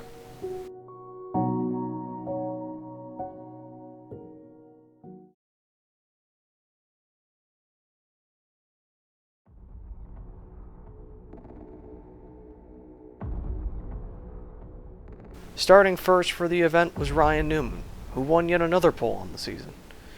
Dale Earnhardt Jr. starts 6th, Mark Martin 7th, and Jimmy Johnson 8th. Busch will once again start mid-pack in 22nd. As emotion weighs heavy for all, Newman takes them to the lead. The crowd on its feet with a big roar. They're ready for the green flag, and we're underway in Atlanta as the cars come to the start-finish line.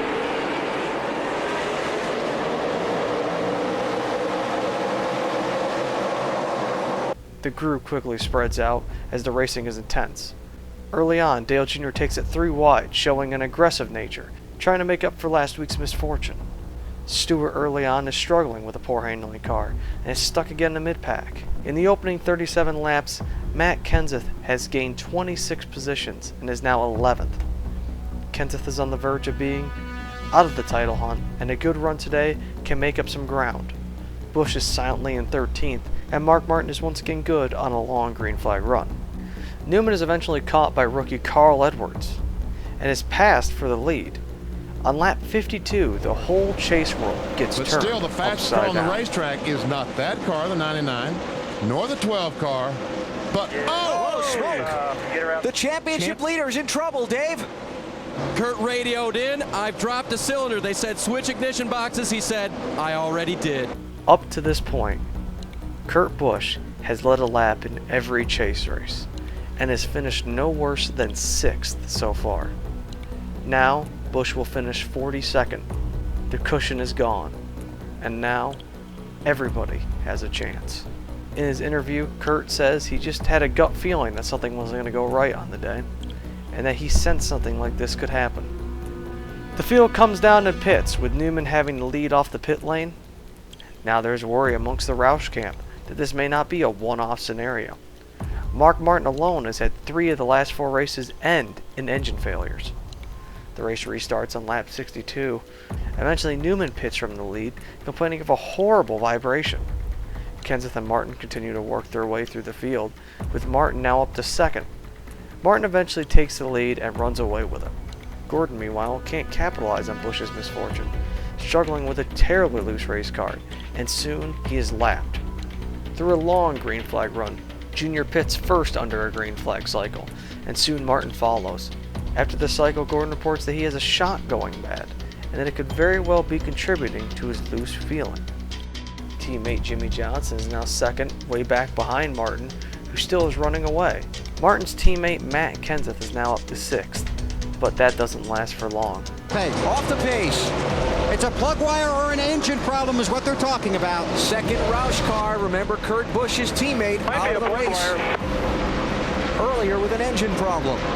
he said it might be a plug wire. Yeah, well, it's not a plug wire. I think it's more than a plug wire. The reigning champ just didn't have the consistency, struggling throughout the chase with all different types of issues. And now, something that struck his teammate, giving him one last shot at the title, is the very thing that will take it away. He is eliminated.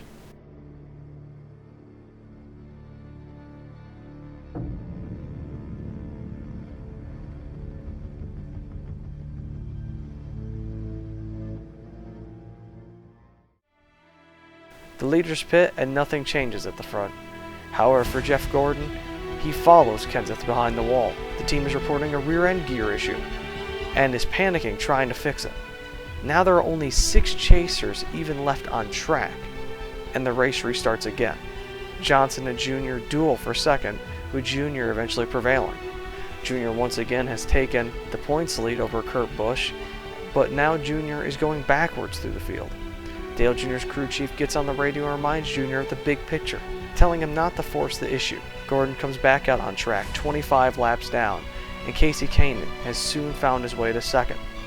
Pit stops begin on lap 237, with Martin coming in the next lap. Through the cycle, Martin has now lapped up to 12th, with 65 laps to go.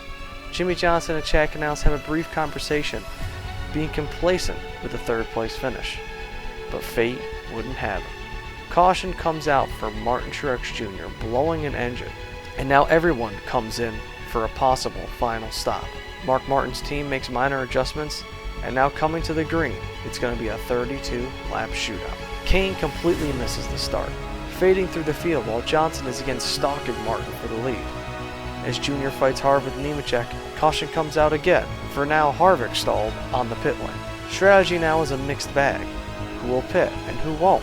Martin decides to stay out, and everyone jumps down the pit lane. Kane and Edwards take 2, and with 20 laps to go, the race goes green. Johnson on 4 is flying through the field, carving up to 3rd, and now it appears Roush cars may run blocker for Mark Martin. But Johnson weaves through them and gets to the lead. Soon, Jr. and Edwards are now up to Martin on old tires. Jr. tries to slot up in line, and since February, teams have been fighting for this moment. Dale Earnhardt Jr.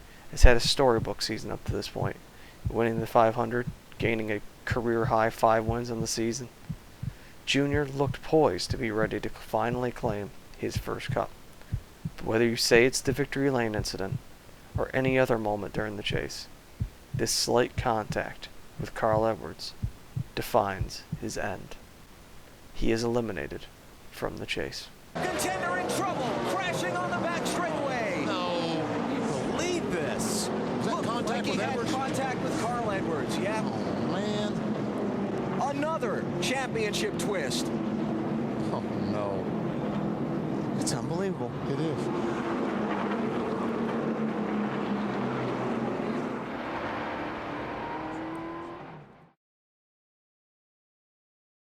With the wreck being cleaned up, it's time for a 10-lap shootout to decide the finish. The pace car pulls off, and it's go time. 3 and 4 wide throughout the field, Johnson and Burton driving so deep into the corners that the tires are rubbing on the fenders. But they don't care. Johnson gets the lead, and Martin files in the second. Pat Tryson with 5 to go is cheering Martin on strong. But as Mark tries to close on Johnson, a little bit better this the time, emotion Jimmy Johnson, but carries it. Mark still gained on him just a touch. Johnson's got it. I mean, unless he makes a big mistake in 3 and 4, Mark can't do it. This could be 3 in a row for that 48 car. Buddy, come on, bring it home. Bring it home. Jimmy, don't do any burnouts, buddy. The emotions of the victory for Jimmy Johnson. He wins in Atlanta for Hendrick Motorsports. I'll tell you, that's good stuff. And loving memory all the way. This has been the hardest week of my life, dealing with the loss that we had and trying to get back to the racetrack and do the jobs that we've got to do and do what it is that Mr. Hendrick loves the most, and that's racing. And for us to try to put all that stuff behind us and do what it is that we need to do was just, it was hard, but we did it for him, and we did it for the love of Rick and Linda and the rest of the Hendrick family and the Turners and Liz and Dick. I mean, it's absolutely amazing. You know, poor Scott, it's just awesome. Seems like it was meant to be. That's the man that did it right there. I don't know if it was meant to be or not, but I guarantee you, Randy Norton, it wasn't just his engine under the hood today. There is no medicine like that. It doesn't change anything, and we don't get back our friends that we've lost. But it sure makes it feel better to do something like this, and it's just unbelievable, as you can imagine. Lost for words, and I just don't even know where to start. I got to thank my crew guys, everybody at Hendrick Motorsports, have such a difficult week to be able to bounce back and to do this. I don't even know what to say. This is unbelievable. I just talked to Rick on the phone. He said put my hat on backwards for little Ricky. So there it is for little Ricky. Randy Dorton, Joe Jackson, Liz and Dick, Jeff Turner. Joe Jackson. I mean, everybody. It's just unbelievable. I don't even know what to say. This Lowe's car, all the support from this team, from everyone. This is a special deal. Big day in the points. I don't even know what to say, Bill. Johnson did it. Although the pain will never be gone, this nightmare of a week has closure. Johnson now has won 3 consecutive races in a row, but this one is the most important. In loving memory all the way, Jimmy Johnson puts Hendrick in victory lane once again.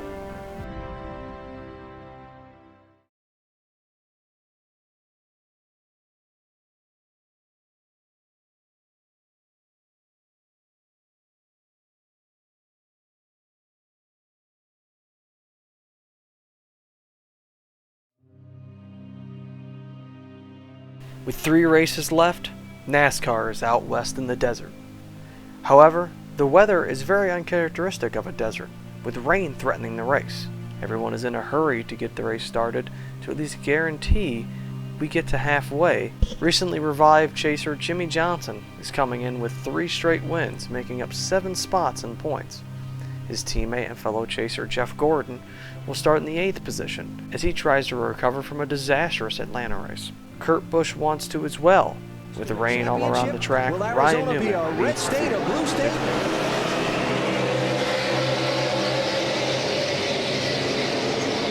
It could be a mess state in turn 1. Robbie Gordon immediately takes it 3 wide on the start and into 1, and Newman begins the run away. The field jostles for position throughout the opening run, and on lap 22, Sadler makes big contact with Jeff Gordon. Gordon is struggling early on, falling back outside the top 10.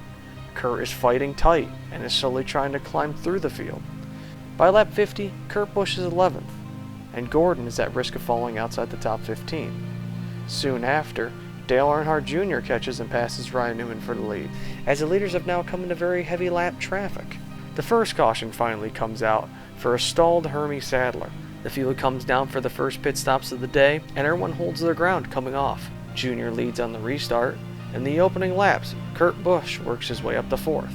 Jimmy Fenning, Kurt's crew chief, is surprised by the performance so far, saying earlier in the week that he didn't even think the car was top 10, let alone now challenging for 3rd. Caution comes out again for Matt Kenseth, blowing a left rear.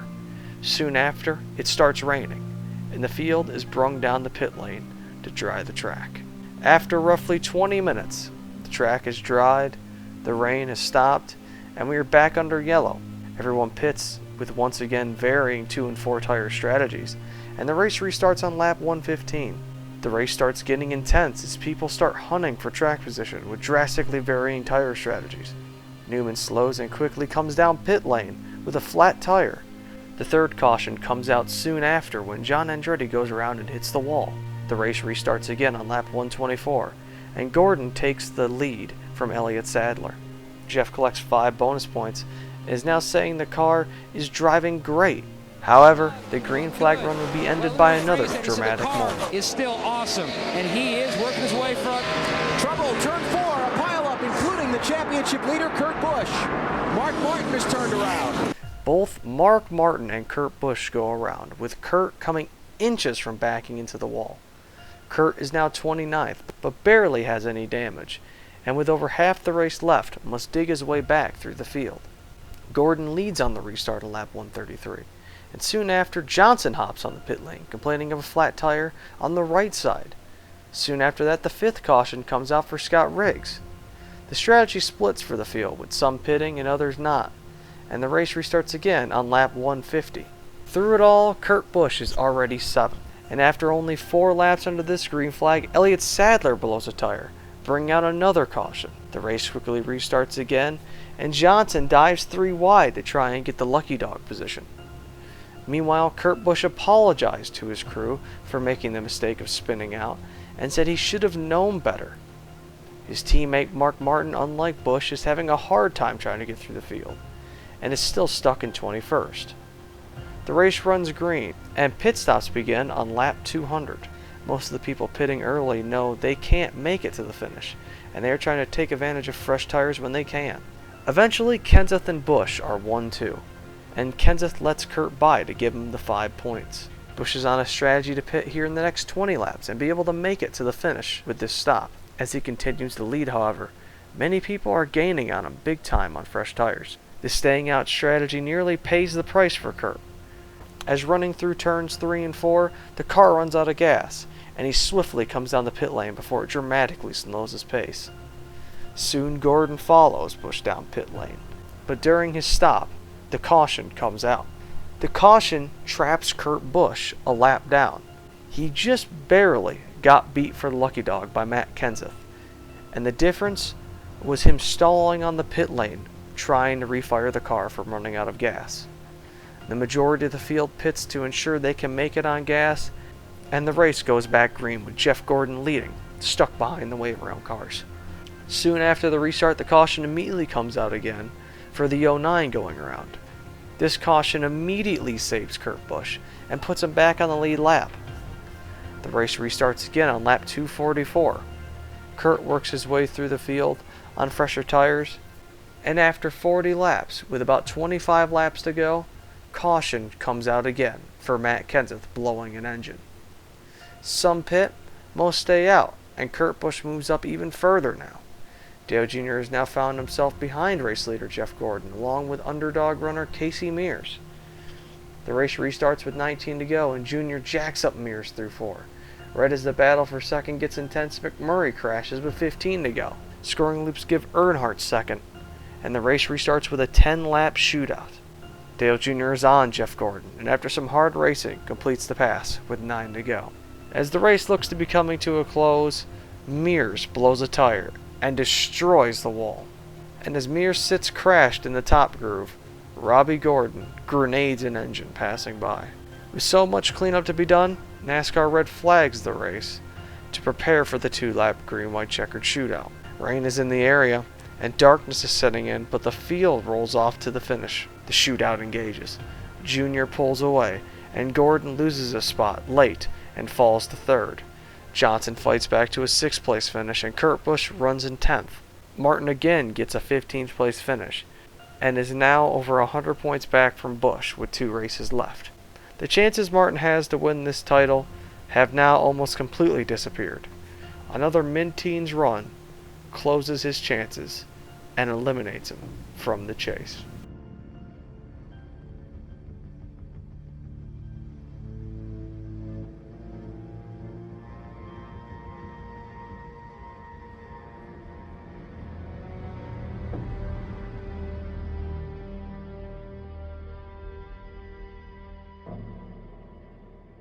Tony Stewart had a decent run, but in the same boat as Mark Martin, he needed more.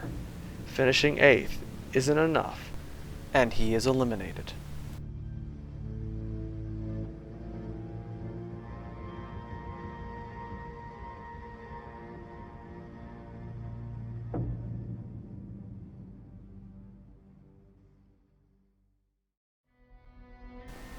With that, 3 men stand with a feasible shot. Gordon and Busch so far have been flawless, and Johnson has had the recovery of the year. With 2 races left, it's time for them to dance with the Lady in Black.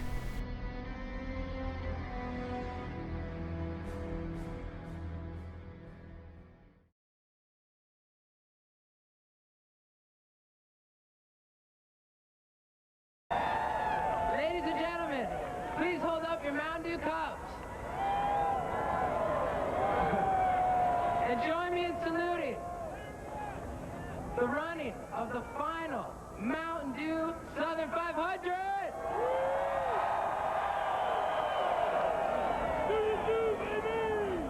With 2 races left, the chase for the Cup heads to Darlington Raceway for possibly the last time ever.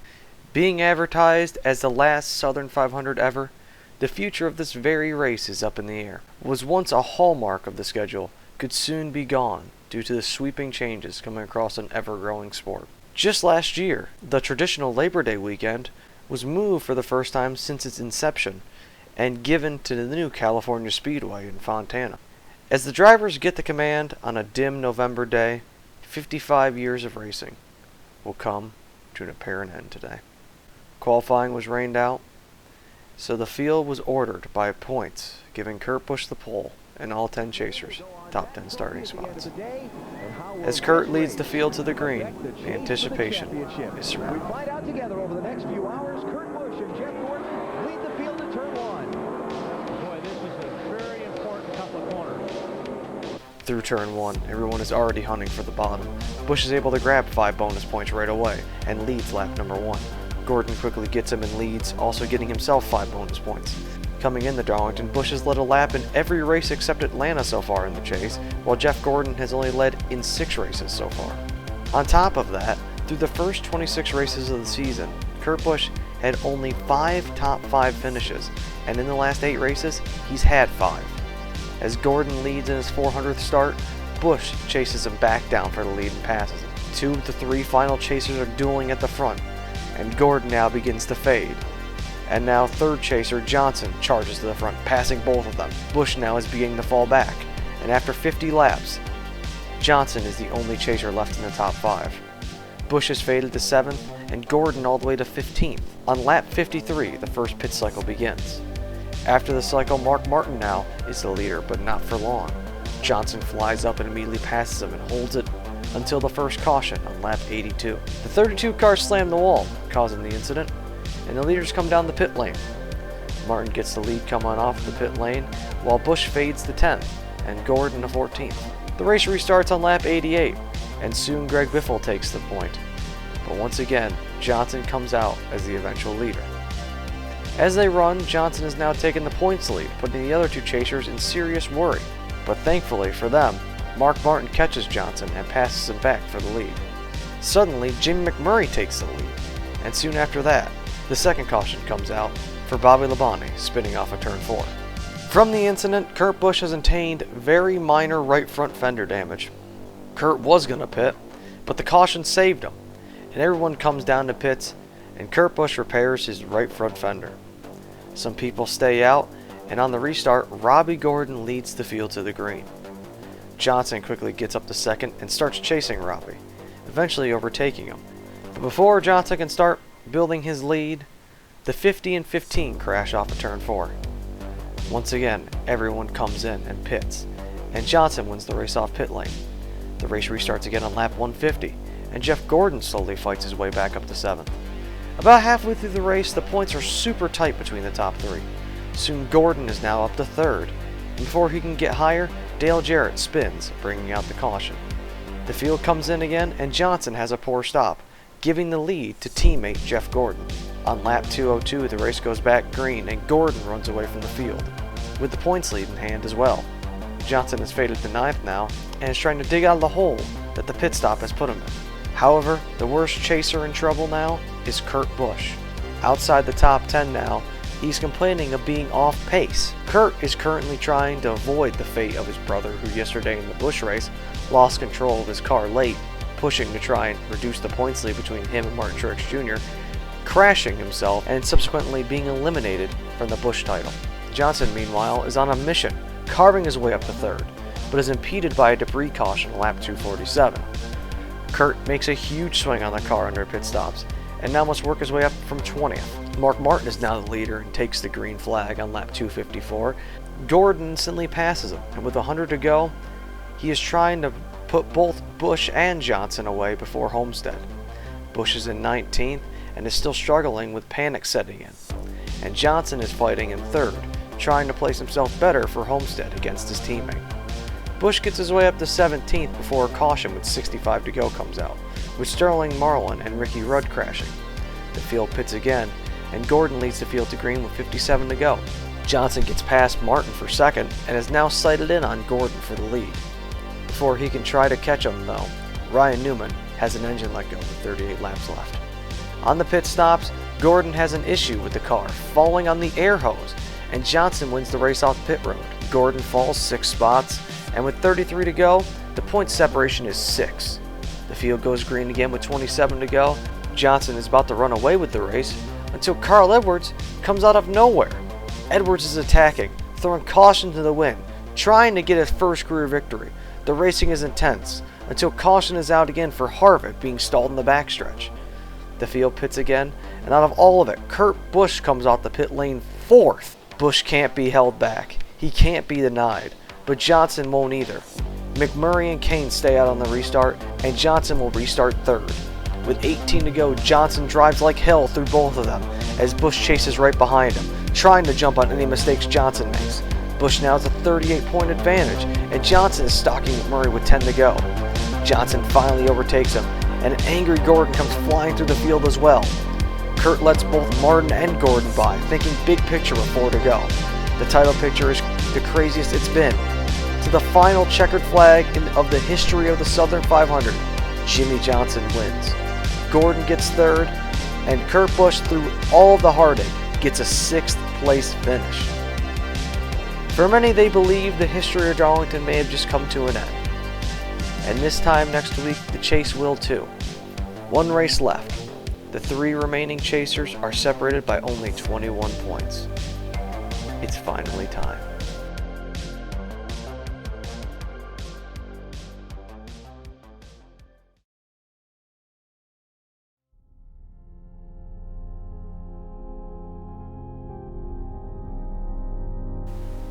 This is it.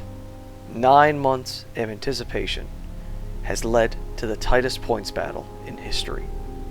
Although 5 drivers have a mathematical shot at the title today, there are only 3 that are reasonably close to taking it. First place Kurt Busch has an 18-point advantage over second place Jimmie Johnson, and then it's only 3 more back to third place Jeff Gordon.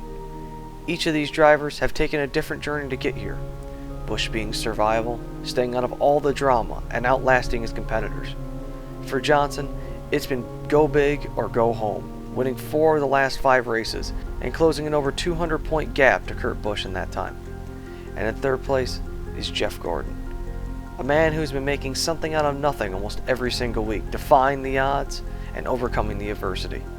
He's been consistent, but can he be the best? Kurt Busch has won the pole for the day, with Jeff Gordon starting 5th. For Johnson, however, he will start in 39th. He'll have to come from the back of the field, but he has 400 miles to do it. The only way Kurt Busch guarantees his championship is by winning, as Kurt Busch leads the field to the green. This is what they've been waiting for. They want to History get this thing is going. about As to soon be as that made. green flag drops, butterflies will be gone. 267 laps, 400 miles. The Ford 400 is underway. And there you see Greg Biffle giving the 97 car plenty of room getting into turn 1. Oh, we got trouble already in turn 1. Cars in the wall. Wild-eyed spectators try to find Jimmie Johnson to see if he made it through the crash. He did. Busch easily leads lap 1 and garners 5 bonus points. The field gets restacked and restarts on lap 5. Busch's teammate Greg Biffle quickly passes him to get to the lead. And again, another lap later, a crash on lap 6 occurs in turn 1. Once again, spectators scan to find Johnson. And again, he narrowly avoids the crash. The race restarts again on lap 10. Gordon works his way to 3rd, and Johnson starts to once again pick his way through the field, from the worst starting spot of his career. Gordon gets 2nd from Busch, and soon the points leader falls to 4th. Johnson has fought his way to 21st, and continues to cautiously make headway. Busch is starting to get tight, but is able to get to 3rd. Eventually a caution comes out for debris and the field pits. All 3 chasers have their boxes right next to one another, and coming off the pit lane, Busch beats Gordon. Johnson comes off now 14th, and the race restarts, and quickly Johnson has gotten to the top 10, turning the fastest laps on track. Gordon now reports he's fighting a tight feeling, and then, all of a sudden, something happens to Kurt Busch. He is slowing, calling to the crew of a flat tire. Busch waddles his way down to the access road. With this moment here, it's apparent that Busch may have finally ran out of luck. That everything that has led to this point may be all for naught. After this, there will only be 2 chasers left, as Kurt Busch has finally been... Oh, and he loses the wheel! Wow! Or loses the tire. And he just missed clobbering the end of that wall. That's going to be a caution. That's actually good luck for him. I believe that he stayed on the lead lap. He's out ahead of the pace car, Benny. Many can't believe what they just saw. Almost nobody can comprehend it. It's unbelievable. Busch wasn't having a tire go down, but was feeling the center of the rim break from the outer edges, and was vibrating back and forth. In some sort of divine timing, it broke off the rest of the way as he was about to hit pit road, shooting the tire on track, causing a caution. On top of all that, Kurt Busch was mere inches from ending his chase by hitting the pit wall head on. He parks in his stall, the crew removes the small steel plate that stayed on the car from the incident, and they give it to Jimmy Fenning. He wraps it in a red towel and puts it under his foot on the pit box in between he and Jack Roush. Kurt Busch stays on the lead lap and now must come from the back in order to win the championship. With 160 to go, Gordon leads Johnson by 11 points in standings. The race restarts, running only another 4 laps until a caution comes out for Jerry Mayfield. Everyone pits again and Kurt Busch's crew messes up and puts him at the tail end of the field once again. Under the caution it starts to rain, but it's a quick shower. Many take on 2 tires and Gordon now leads the points by 2 over Johnson. But quickly, that changes. As they keep pacing around under the rain delay, Gordon has to pit while pacing because of a left rear tire going down. They take the tire off and find a small washer had cut into the tire. Now both Gordon and Busch have to work their way through the field from the back, while Johnson is in the front. The race restarts again on lap 132. Roush gets on the radio and tells Biffle to make sure Johnson never leads a lap. But for a split second, both Busch and Gordon have a moment for 23rd. Biffle eventually takes the lead from Ryan Newman, who added on the restart. And with 121 to go, Mike Bliss crashes hard. Pit stops again with 119 to go, and it's a mixed bag of strategy again. Stewart and Harvick take few only and lead on the restart, and with 116 to go, the green flag is back out and dicey moves start taking place. In the middle of the storm is the points battle. Chaos surrounds them working through the field, and Sadler crashes right in front of them on the front stretch. Under caution, Busch reports he's starting to feel the same thing he felt beforehand with the right front, but decides to stay out and restarts with 107 to go. The racing is still intense, and then a crash occurs this time in front of them, and then a miracle, everyone avoids Quample and Kane. With 100 laps to go, Johnson leads by 6 points over Kurt and 26 over Jeff. With 97 to go, Stewart takes the green flag, but gets black flagged for being too slow on the start and leaving his car back and forth. As Tony is about to pit, the caution comes out for debris. Gordon stays out under the caution while Johnson and Busch pit. Johnson takes few only while Busch takes 4 fresh tires. The cause for the caution was a metal light cover for the caution lights, which had broken loose and fell on track. Robbie Loomis left Gordon out on track trying to get 5 bonus points. And with 90 to go, Gordon now leads by 36 over Johnson and 43 over Busch. The race restarts and the racing immediately gets wild. Johnson dives 4 wide while Busch follows. With 85 to go, the drafting partners from Dega are picking their way through the field, both nearly 30 points behind Gordon. Soon Johnson has got to 7th, but a caution comes out on lap 191 for Jeff Burton blowing a tire, throwing debris everywhere. Almost everybody pits with 75 to go. Through the pit lane shuffle, Gordon falls to 3rd in points, but is only 6 points back from the lead. Johnson now leads by a singular point over Kurt, and on the restart with 72 to go, it's clear that it's still anyone's game. Johnson and Gordon race one another for 10th. The points continue to flop back and forth, and before they can get any further through the field, caution from their piece of the light cover comes out. NASCAR decides to go around and take all those covers off the lights, making sure that this won't happen again, and also making the caution very long. With 60 laps to go, Busch has the lead, now by 14 over Johnson and 18 over Gordon. The race restarts with Rusty Wallace leading, and the chasers are digging. Gordon and Johnson race side by side through traffic, 2 and 3 wide, and with 56 to go, things are getting tight. Gordon and Johnson race closer and closer, making more aggressive moves because they know they can trust one another. One lap Johnson gets Vickers, gaining 3 points. Then Kurt passes Waltrip, netting that gain. Kurt then gets Andretti, gaining him 3 points. And with 48 to go, it's 5 points between them. Gordon soon gets Rudd, getting himself 3 points. But now Kurt gets Vickers, negating Gordon's gains. Busch turns his fastest lap, and then caution comes out for Jeff Green. The Chasers stay out as many others pit. Gordon is now 5th, Johnson is 8th, and Busch 11th. Right now, Busch is +5 over Gordon and +15 over Johnson. Newman leads on the restart with 36 to go, and Gordon gets Harvick, giving them the championship lead in the tie. But Kurt passes Marlin for 9th, giving him a 4-point advantage. But Kurt's next pass is Johnson. The battle for the lead is just as good as Newman and Stewart go hard for it. Soon Dale Jarrett catches them and it's a 3-car race. Jeff Gordon sees the battle from 4th and turns his fastest lap of the race. Johnson gets Wimmer to gain 4 points, knocking it back down to 15, but Kurt is trying to follow through, and soon he does, negating Johnson's progress. Johnson then gets Harvick, and again it's down to 15. Soon Gordon comes on the radio and tells Loomis, "That's all I have."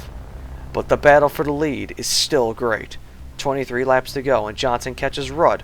Kurt finally got Harvick, and now Johnson's trying to knock the deficit down to 14 points. He does. 20 to go, and Kurt Busch can see the title. The field is spreading out more, and positions are getting harder for Johnson and Gordon. And to seal the deal, Busch passes Rudd, keeping Johnson in check. With less than 20 to go, Kurt seems to have it, but just like when he was leading in New Hampshire, it isn't over till it's over. Truex blows a tire, making it a 10-lap shootout. Some people pit from the back, but it's going to be a straight race to the finish for the guys at the front. Kurt's biggest ally is Greg Biffle right now, who has raced up there and is willing to help Kurt make sure the Hendrick guys don't win. Meanwhile, Jeff Gordon is told that really the only way to make sure he wins the title is to win the race. With 1 to go, the lap cars decide not to pull to the inside out of respect for the championship battle. Besides one though, Joe Nemechek. Doesn't really make sense why he pulled to the inside, as he can't gain any more positions being 4 laps down, nor lose any. But nonetheless, he is there, and on the 10-lap shootout, Gordon sends it. In response to Gordon's power move, Busch does the same in the 3, and they're together now, being held up by Joe Nemechek. Biffle soon passes them both, but Brendan Gaughan passes Busch. 15 points separate them all, and with 5 laps to go, all 3 men are around one another. As the race winds down, more drama strikes. Race leader Ryan Newman blows a tire into 1, taking him out of the race. We are going to a green-white checkered finish.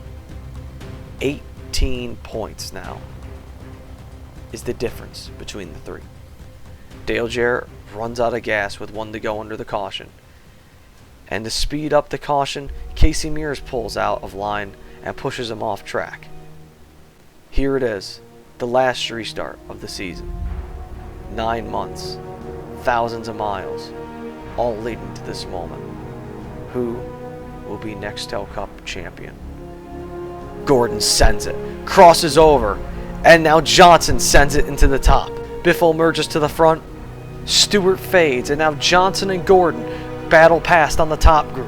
Busch is hanging back in the 5th place position as his teammate Greg Biffle begins to run away with the race. Busch tries holding off the cars behind him, and on the white flag, it's still anyone's title. 3 wide behind Busch, they door one another. Busch tries to sprint away while he has the chance. In between him, Jimmy, and Jeff is Tony Stewart. Team player Greg Biffle will hold off the Hendrick boys behind him.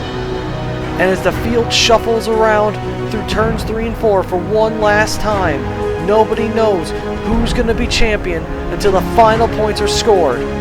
To the checker flag, Greg Biffle wins the season finale, Johnson gets 2nd, and Gordon 3rd, waiting for Busch to finish. It comes out to the results. It's not going to be enough. Kurt Busch is the 2004 NASCAR Nextel Cup Series champion. I'm going to come and get you by the end of pit road. Everybody come with me on the track and coach me. What a relief. Wow. That's all I can say. That's good stuff. Wow. Doesn't get any better than that. 8 over Johnson and 16 over Gordon. Kurt Busch did it. Through everything that happened in this 10-race sprint to the finish, Busch came out on top. Johnson and Gordon come up short, and Kurt Busch celebrates with his teammate. With that, the first chase has come to an end.